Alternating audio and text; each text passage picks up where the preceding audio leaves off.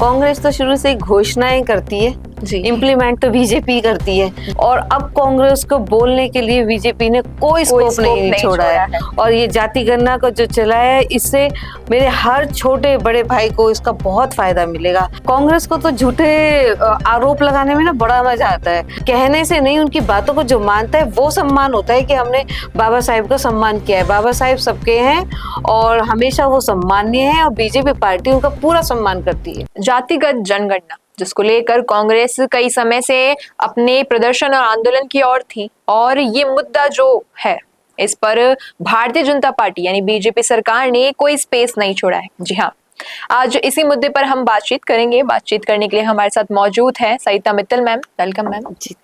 Ma'am BJP के एक कर्मठ कार्यकर्ता है और समाज सेविका भी है, तो आज हम बात करेंगे मैम इसी मुद्दे पर कि कांग्रेस जनजाति के इस मुद्दे को लेकर कि इस जनगणना इस पर करनी चाहिए, इसको लेकर बहुत समय से जो है प्रदर्शन आंदोलन की ओर थी, लेकिन बीजेपी ने कोई स्कोप नहीं छोड़ा है क्योंकि बीजेपी ने घोषणा कर दी है कि जो है जातिगत जनगणना होगी। तो इस पर आपका क्या कहना है? कांग्रेस तो शुरू से ही घोषणाएं करती है इम्प्लीमेंट तो बीजेपी करती है। बीजेपी ने हर काम यथार्थ रूप से किया है और ये काम भी उसी यथार्थता से करेगी। और अब कांग्रेस को बोलने के लिए बीजेपी ने कोई स्कोप नहीं छोड़ा है। और ये जाति गणना को जो चला है इससे मेरे हर छोटे बड़े भाई को इसका बहुत फायदा मिलेगा, हर समाज को फायदा मिलेगा और लास्ट में बैठे हुए व्यक्ति को भी, पंक्ति के लास्ट व्यक्ति को भी इसका फायदा मिलेगा। जी बिल्कुल, जाहिर सी बात है कि जातिगत जनगणना जब होगी तो ये पूरे स्तर पर देखी जाएगी कि कौन सी जाति के किस वर्ग में किस तरीके से जो लोग हैं पिछड़ चुके हैं, अभी हमारी जनरेशन के साथ नहीं चल पा रहे हैं, क्या सुविधाएं उन्हें नहीं मिल रही है। इससे जो है सरकार को भी मदद मिलेगी और उन जाति वालों को भी मदद मिलेगी, उन्हें सारी सुविधाएं मिल पाएंगी। और एक तरफ हम अगर बात करें तो कांग्रेस ने जो है ये बात कही कि जो बाबा साहब अम्बेडकर है उनकी जो सम्मान की बात है वो कांग्रेस मानती है कि सिर्फ कांग्रेस उनका सम्मान करती है, बीजेपी उनका कोई सम्मान नहीं करती है। कांग्रेस को तो झूठे आरोप लगाने में ना बड़ा मजा आता है जी। ये तो आम जनता को भी दिख रहा है और पूरे देश में भी दिख रहा है कि बाबा साहब हमारा का सम्मान कौन कर रहा है और कौन नहीं कर रहा है। ये सिर्फ कहने से कि बाबा साहब हमारे हैं कहने से सम्मान नहीं होता। उनकी इतनी बड़ी प्रतिमा भी बीजेपी में ही लगी है, उनके बनाए संविधान को इम्प्लीमेंट करना ये भी बीजेपी के राज में ही हुआ है। कहने से नहीं उनकी बातों को जो मानता है वो सम्मान होता है कि हमने बाबा साहब का सम्मान किया है। बाबा साहब सबके हैं और हमेशा वो सम्मानीय है और बीजेपी पार्टी उनका पूरा सम्मान करती है। जी, कहीं ना कहीं कांग्रेस का ये मानना है कि ये जो मोर्चा है जातिगत जनगणना का कांग्रेस ने उठाया था और बीजेपी से इम्प्लीमेंट कर रही है, तो क्या कांग्रेस के दबाव में या कांग्रेस को जवाब देने के लिए बीजेपी ऐसा कुछ कर रही है? पहली बात तो बीजेपी को किसी को जवाब देने की जरूरत नहीं है जी। ना तो उनको किसी को जवाब देना, ना किसी दबाव में। उन्होंने इतने सारे फैसले किए, कोई दबाव में आके तो नहीं किए। और रही बात ये कि कांग्रेस बोलती है कि हमने किया है, तो कांग्रेस ने तो बहुत सारी घोषणाएं की हैं जो उन्होंने कभी पूरी की ही नहीं। और ये बीजेपी ने जनगणना का साफ बोल दिया है।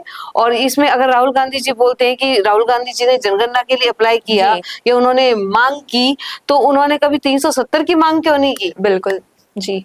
तो ये तो सब बकवास है कि बीजेपी किसी दबाव में, बीजेपी हमेशा से देश हित के राष्ट्र हित के कार्य करती आई है और आगे भी वही कार्य करेगी। जो कार्य राष्ट्र हित में है वो वही बीजेपी करती है। इससे हम आर्थिक जनगणना से हमें ये पता चल जाएगा आर्थिक रूप से कौन कमजोर है, किसको आरक्षण की जरूरत है और कौन सी जाति को राजकीय सुविधाएं नहीं मिल पा रही। जातीय गणना से एक एक को पूरी सुविधाएं मिलेगी। और बीजेपी का जो एजेंडा है अंत्योदय, यानी कि पंक्ति के लास्ट व्यक्ति को भी सभी चीजों की सुविधाएं मिले, यही बीजेपी का एजेंडा है और इसीलिए उन्होंने जनगणना के भी लिए घोषणा की। कहीं ना कहीं ये बात मानी जा रही है या फिर जाहिर सी बात है ये कांग्रेस को ही पता होगा कि कांग्रेस ये मुद्दा इसलिए उठा रही है कि जो इनका वोट बैंक है पिछड़े वर्ग का, वो जो है इस मुद्दे से वो अपनी तरफ खींच ले फिर से। और ये जो वोट बैंक है कांग्रेस का वो उनके पास वापस से चला जाए। वापिस से तो कौन सा कांग्रेस का वोट बैंक, वो वोट बैंक जो कांग्रेस के 4 विधायक जिनमें से एक मंत्री भी है, बिल्कुल। सदन में खड़े होके बोलते हैं कि हमारी पार्टी हमारे साथ सम्मान व्यवहार नहीं करती, भेदभाव करती है, वो पिछड़े वर्ग को और उच्च वर्ग को अलग करती है। जी हाँ। और बीजेपी पार्टी ने कभी भी छोटी बड़ा जाति नहीं देखी है जी। और ना कभी उन्होंने परिवारवाद को आगे बढ़ाया है। आप देख लो जितने भी मुख्यमंत्री हैं, जो भी विधायक है, वो पंक्ति के लास्ट व्यक्ति जी। मुख्यमंत्री भी बन सकता है। ये एक बीजेपी की विचारधारा है। बिल्कुल। और कांग्रेस की ये कोई विचारधारा नहीं। उसमें तो जो एक परिवार एक बार बन गया, बस वो परिवार चलता ही रहता है, चलता ही रहता है। तो वो इन चीजों को कभी समझ भी नहीं पाएंगे। जी।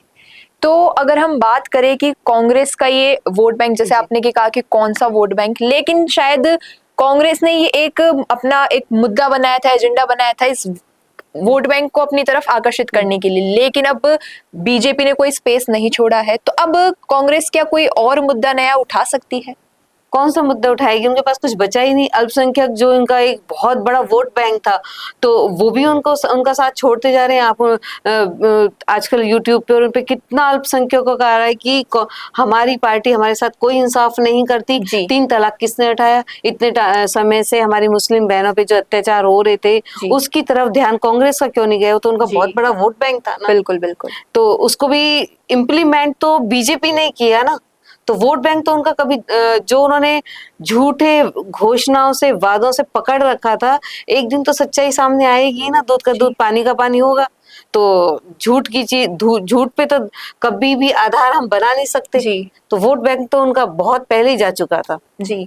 अब जैसे कि बीजेपी ने घोषणा कर दी है कि ये जातिगत जनगणना होगी, तो इसका आगे क्या एक्शन मोड रहेगा और किस तरीके से जो है, जब ये जनगणना हो जाएगी तो किस तरीके से बीजेपी एक्शन में आएगी?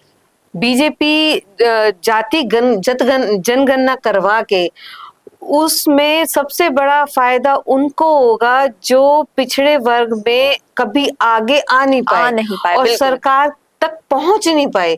जातीय जनगणना से सबसे बड़ा फायदा उनको होगा और आरक्षण में भी होगा कि जो एक्चुअली में जिनको आरक्षण की जरूरत है और वहां तक पहुंच नहीं पा रहा, और हमारी जो आर्थिक योजनाएं हैं वो उन तक नहीं पहुंच पा रही। अब एक व्यक्ति तक जिनको जरूरत है उनको सारी योजनाओं का लाभ मिलेगा और उनको आरक्षण भी मिलेगा।